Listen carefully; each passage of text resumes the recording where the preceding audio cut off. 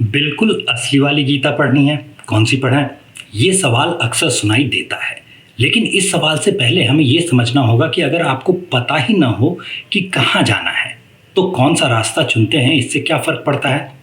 जब ये पता होता है कि दिल्ली जाना है या कोलकाता, तो उस हिसाब से आप ट्रेन चुनते हैं, वरना हर गाड़ी कहीं ना कहीं तो जा ही रही होती है, किसी में भी बैठ जाइए।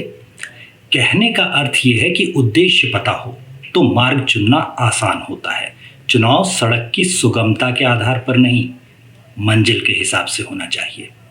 भगवत गीता पढ़ने के साथ भी बिल्कुल ऐसा ही है। अगर हम ये देखने लगें कि पढ़ने में आसान कौन सी है, नई कौन सी है, पुरानी कौन सी, तो परिणाम वही होगा जो शायद पहले भी हो चुका है।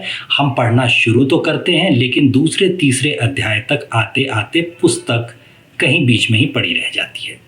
इसलिए मैं यहाँ दो साधारण ट्रिक्स बताता हूँ। पहला विकल्प है गीता प्रेस की गीता दैनंदिनी डायरी। इसकी कीमत करीब 125 रुपये होती है। इसमें जनवरी से दिसंबर तक हर दिन के लिए एक पूरा पेज होता है। इसमें ऊपर 2-3 श्लोक होते हैं और उनका हिंदी अर्थ नीचे दिया होता है। इससे आप पर बोझ नहीं पड़ता। साल के अंत तक आप पूरी गीता 1-2 श्लोक हर दिन पढ़ते हुए पढ़ सकते हैं। पूरा पेज खाली है तो वहाँ आप नोट्स भी ले सकते हैं। दूसरा तरीका उन लोगों के लिए है जिन्हें गीता केवल पढ़नी नहीं बल्कि समझनी है, जो ये जानना चाहते हैं कि संस्कृत में असल में क्या कहा गया है और अनुवाद कितना सटीक है। ऐसे जिज्ञासुओं को पदछेद और अन्वय वाली प्रति देखनी चाहिए। इसके लिए गीता प्रेस की 3 पुस्तकें श्रेष्ठ हैं: भगवत गीता सुगम पाठ, सरल गीता और पदछेद अन्वय सहित गीता। सुगम पाठ में रंगों के जरिए अंतर दर्शाया गया है, जिसे किसी भी YouTube ऑडियो के साथ पढ़ते समय ये आसानी से समझ में आ जाता है कि श्लोक का अर्थ कहाँ से शुरू होकर कहाँ समाप्त होता है।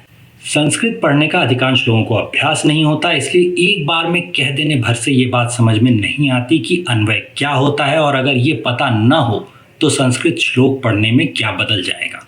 सही अर्थ समझने के लिए अन्वय यानी शब्दों का सही क्रम पता होना आवश्यक है। इससे ये भी पता चलता है कि कोई बात अगर एक श्लोक में शुरू हुई हो मगर समाप्त आगे किसी श्लोक में हो रही हो तो उसे कैसे समझें। इसके उदाहरण के लिए आप सुगम पाठ का ये पन्ना देख लीजिए। इसमें 18वें पन्ने पर पहले ही अध्याय का 24वां और 25वां श्लोक देखिए। इन दोनों को एक साथ पढ़ेंगे तभी पूरी बात पता चलती है, वरना बात अधूरी है। ऐसे ही 26वें श्लोक में जो बात शुरू हुई है वो समाप्त 27वें श्लोक में जाकर के होती है। फिर 28वें श्लोक के आधे से शुरू करके 29वें के अंत तक में अर्जुन की बात पूरी होती है। जैसे हम लोग आधा ही प्रश्न सुनकर उत्तर देना शुरू नहीं करते, इंटरव्यू या नेगोशिएशन के लिए ये सिखाया जाता है कि पूरी बात पहले सुन लो, वैसे ही भगवत गीता पढ़ने पर, सही तरीके से पढ़ने पर आप कम्युनिकेशन के कई सिद्धांत भी सीखते जाते हैं। अगर आपने कभी ये सोचा हो कि ये साधुओं के प्रवचन इतने लोग ध्यान से बैठकर सुनते कैसे रहते हैं, तो उसका कारण ये भी है कि साधुओं का कम्युनिकेशन स्किल भगवत गीता पढ़कर बेहतर हो गया है। ये साइड इफेक्ट है, आप पर भी काम कर सकता है। आगे हम लोग देखेंगे कि कम्युनिकेशन के और कौन से सिद्धांत यहाँ सिखा दिए गए हैं।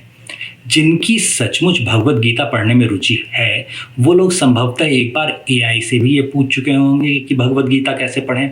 वहाँ उत्तर भी आपने देख लिया होगा और वो उत्तर भी करीब करीब वही है जो कोई भी संस्कृत जानने वाला आपको बताएगा। पहली बार में हम लोग सिर्फ ये देखने के लिए पढ़ते हैं कि इसमें लिखा क्या है। दूसरी बार में हमें पता होता है कि इसमें महत्वपूर्ण हिस्से कौन से हैं और हमें नोट्स कहाँ बना लेने चाहिए। कागज़ कलम उठाकर लिखे बिना सीखना तो मुश्किल होगा। हाँ, एक बार पहले पन्ने से अंतिम पन्ने तक केवल हिंदी अनुवाद पढ़ने में समय बहुत कम लगता है। 3 घंटे में ये किया जा सकता है। कहने का अर्थ ये है कि 1 महीने तक अगर सिर्फ शनिवार रविवार को भी आप पढ़ें तो महीने में 4 सप्ताह होते हैं, आप पूरी भगवत गीता पढ़ सकते हैं। ये कोई कठिन काम नहीं है। इस श्रृंखला में हम लोग आगे देखेंगे कि कौन सी पुस्तकें आगे के स्तर पर अर्थ या दार्शनिक अर्थ समझाने के काम आएंगी। अभी जिन गीता प्रेस की पुस्तकों की हम लोग बात कर रहे थे, ये सभी बहुत कम कीमत की होती है, आसानी से ऑनलाइन गीता प्रेस की वेबसाइट पर उपलब्ध भी हैं।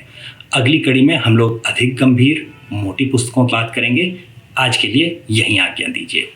धन्यवाद।